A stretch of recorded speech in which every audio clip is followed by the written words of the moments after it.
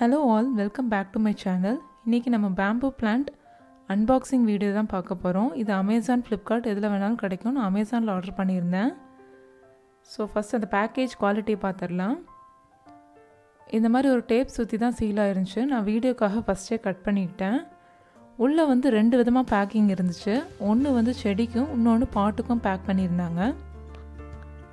செடியை பற்றி ஃபஸ்ட்டு பார்த்துடலாம். ரெண்டுமே கார்ட்போர்ட் பேப்பர்ஸில் தான் பேக் பண்ணியிருந்துச்சு. இப்போ ஃபஸ்ட்டு செடியை பார்த்துடலாம். செடி வந்து நல்லா ஃப்ரெஷ்ஷாக தான் இருந்துச்சு. அதோட லீவ்ஸ் எல்லாம் ஸ்டெம்ஸும் நல்லா இருந்துச்சு.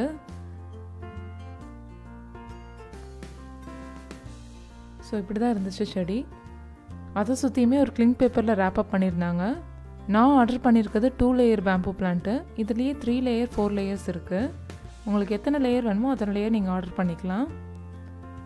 இது கூட ஜெல்லி பால்ஸ் வரும் அப்படிங்கிற மாதிரி போட்டிருந்துச்சு. பட் எனக்கு ஜெல்லி பால்ஸ் எதுவும் வரல பேக்கேஜில். செடியும் பாட்டும் மட்டும்தான் வந்துருந்துச்சு. இப்போ இது இந்த பாட்டை பார்த்துடலாம். பாட்டும் வந்து நல்ல பபிள் கவரில் வந்து ரேப்பப் ஆகி வந்துருந்துச்சு. ஸோ அதுவும் நல்லா சேஃபாக தான் இருந்துச்சு. எந்த டேமேஜும் இல்லை. பாட்டோட குவாலிட்டியும் கொஞ்சம் ஸ்ட்ராங்காக தான் இருந்துச்சு. இந்த பிளான்ட் வந்து நீங்கள் லக்கி பேஸ்டாக யூஸ் பண்ணணும் அப்படின்னா ஈஸ்ட்டை பார்க்கவோ இல்லை சவுத் ஈஸ்ட் பார்க்கவோ வச்சு ஃபேஸ் பண்ணி யூஸ் பண்ணிக்கலாம். இல்லை ஹோம் டெக்கருக்கு யூஸ் பண்ணணுன்னா நீங்கள் எங்கே வேணாலும் வச்சு யூஸ் பண்ணிக்கலாம்.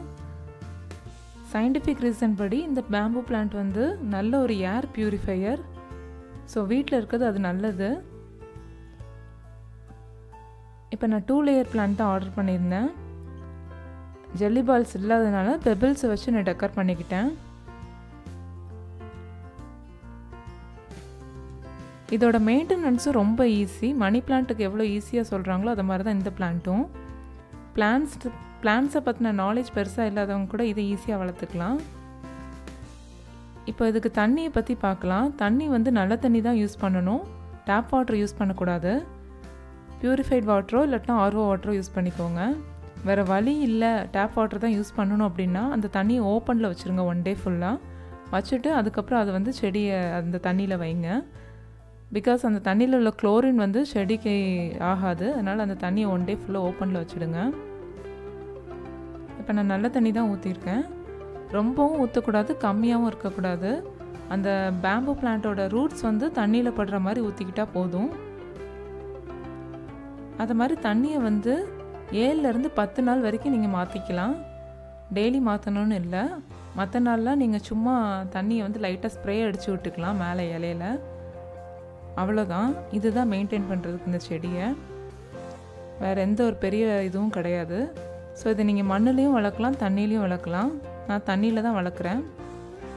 இப்போ பார்த்தீங்கன்னா தெரியும், இந்த ரூட்ஸ் வந்து தண்ணியில் படுற மாதிரி நான் ஊற்றிருக்கேன். அந்த லெவல் போதும் வாட்டரு.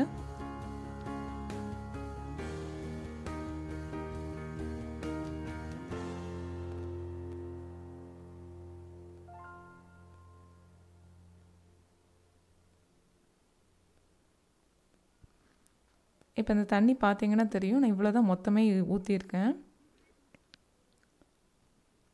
ஸோ எப்பப்போ எல்லோ ஆகுதோ லீவ்ஸ் ஸ்டெம்மு அப்பப்போ பார்த்து கட் பண்ணி கரெக்டாக மெயின்டைன் பண்ணிக்கோங்க. அப்படி இல்லாட்டினா ஒரு இது இன்னொரு இதை ஸ்பாயில் பண்ணிவிடும்.